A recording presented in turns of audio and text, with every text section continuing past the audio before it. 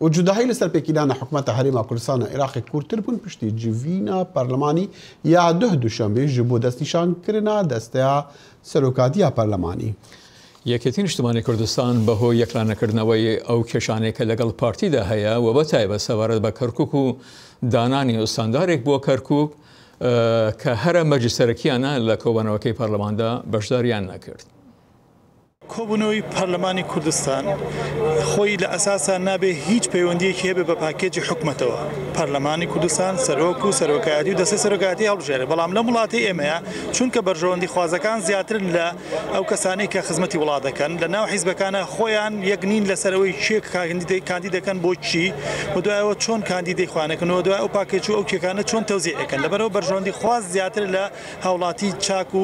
سیاسەتی باش لەبەرەوە طبعا وای لێت کە حکومەت تشکیل نابێت حکومەتیش تشکیل نەبێت باوەڕیان بە یەکتر نییە حیزبەکان لە ناوێکە بە تایبەتی پارتیۆژێتی باوەڕیان بە یەکتری نییە داواکەن ئیمزایەک وەربگرن یان زەمان وەرگن وکوای قەرز بن بە یەکتری. پارتی سۆر بوو لەسەر ئەوەی کە کۆبوونەوەی پەرلەمانی پێویستە 18 ئەم مانگە بکرێت یەکێتیش داوای دواخستنی بۆ 24 کاتژمێری دەکرد تا کێشەکان چارەسەر بکرێن. ئەندام پەرلەمانێکی پارتیش پێی وایە ناکرێت خەڵکی کوردستان کە دەنگی بۆ پەرلەمانی کوردستان داوە کێشەی کەرکووک و بەغدا تێکەڵ بکرێت و بکرێتە یەک پاکێج. سینە هەڵبژاردنە کۆتەکردنی بۆ پەرلەمانی کوردستان و پێگینانە حکومەتە هەرێما کوردستانێ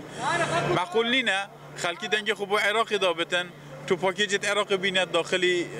پاکیج کردستانی که اما یک پاکیج نینن وکو برادر نیکتی داخوازد کن هم خوازم گن رکفتن الگل یکتی هشتا بجاردا مفضل پارتی دموکراتی کردستان ابو پیکنانا کابینه یا نهی حکومت هریما کردستانه و اوید هبونه سگه اگر شواناج مثلا کرکوک سرجم فراکسیونەکانی پەرلەمان بۆ ئەو کۆبوونەوەی ئامادە بوون بەڵام کەمێک پێشدەنگدان بۆ دەستەی سەرۆکاتی پەرلەمان یەکێتی بینایی پەرلەمانی جێهێشت و نەگەڕانەوە لەو کاتەدا ئەندام پەرلەمانێکی یەکێتی لەبارەی کێشە و گرفتەکانی نێوان خۆیان و پارتی دەڵێت.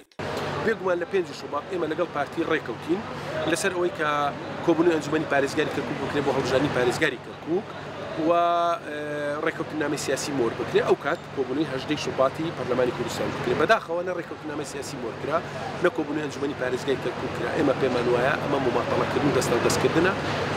بۆیە گفتوگۆکان گەیشتن بەم کۆنا. دەستەی سەرۆکاتی پەرلەمان هەڵبژێردرا دەنگدان بۆ پاڵێوراوەکانی پارتی و نەوەی نوێ و پێکهاتەکان درا کۆمەڵ و یەکگرت و دەنگیان نەدا و یەکێتیش بایکۆتی کرد. دوجار ڤاڵە فەرید بووە سەرۆکی پەرلەمان و هێمن هەورامی جێگیری یەکەم و مونا قەهواچی جێگیری دوامی سەرۆکی پەرلەمانی کوردستانیان وەرگرت. ئەحمەد زێباری دەنگی ئەمریکا